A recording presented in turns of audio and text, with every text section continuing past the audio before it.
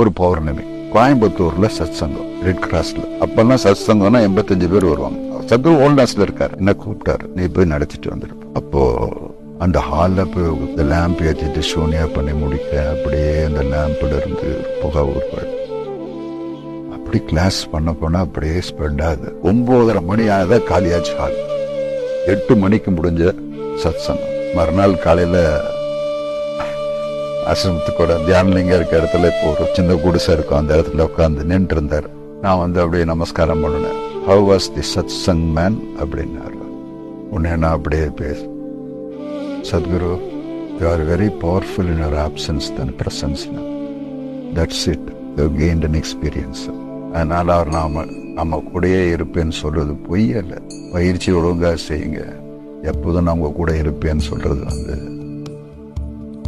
பொய்.